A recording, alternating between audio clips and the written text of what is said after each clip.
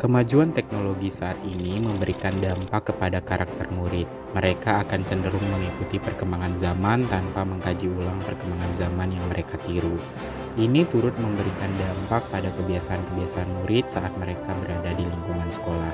Sehingga kita sebagai guru perlu menumbuhkan kembali kebiasaan-kebiasaan baik tersebut pada diri murid.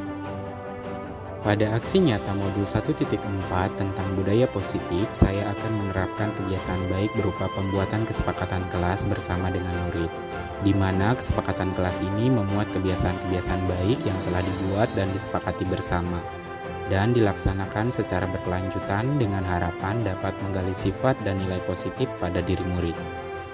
Agar dapat melaksanakan kebiasaan-kebiasaan baik ini, tentunya guru harus dapat bekerja sama dengan semua stakeholder yang ada di sekolah.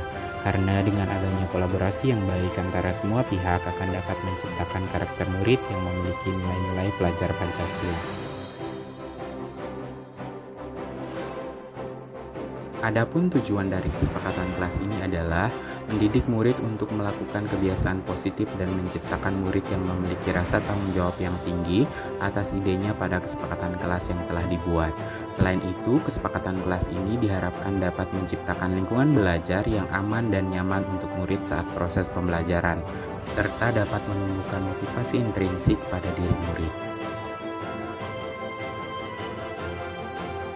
Terwujudnya siswa yang secara sadar mematuhi kesepakatan kelas yang telah dibuat dan disepakati bersama-sama. Untuk dapat melakukannya, tentunya membutuhkan kerjasama dari kepala sekolah sebagai pemegang kebijakan, semua guru sebagai pelaksana kesepakatan kelas, dan murid sebagai tolak ukur keberhasilan kesepakatan kelas tersebut. Dan tak lepas juga dukungan orang tua murid untuk memantau dan melanjutkan kebiasaan positif tersebut selama murid berada di rumah. Pada minggu pertama dilakukan perancangan aksi nyata melalui diskusi bersama kepala sekolah dan guru terkait aksi nyata yang akan dilakukan. Pada minggu kedua dilakukan sosialisasi tentang aksi nyata yang akan dirancang. Sosialisasi dilakukan bersama semua guru termasuk wali kelas masing-masing kelas. Pada minggu ketiga dilakukan pengenalan budaya positif pembuatan kesepakatan kelas. Dimulai dengan membuat kesepakatan kelas bersama murid dan membahas bersama setiap poin yang telah diusulkan. Kemudian dilanjutkan dengan menyepakati bersama kesepakatan kelas yang telah ditentukan. Setelah itu dilanjutkan dengan menempel kesepakatan kelas tersebut pada pohon kesepakatan dan meletakkannya di dalam kelas, dengan tujuan agar dapat dilihat dan dibaca oleh setiap murid sebagai pengingat. Dan pada minggu keempat dilakukan pembiasaan pelaksanaan kesepakatan kelas yang telah dibuat. Terciptanya lingkungan belajar yang tertib dan kondusif karena seluruh siswa menjalankan kesepakatan kelas yang telah mereka buat dan sepakati bersama.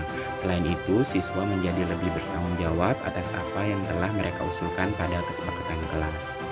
Semoga kedepannya kesepakatan kelas ini dapat dilaksanakan secara berkelanjutan dan terus mendapat dukungan dari semua stakeholder yang ada di sekolah, agar dapat terus menumbuh kembangkan nilai dan sifat positif pada diri murid.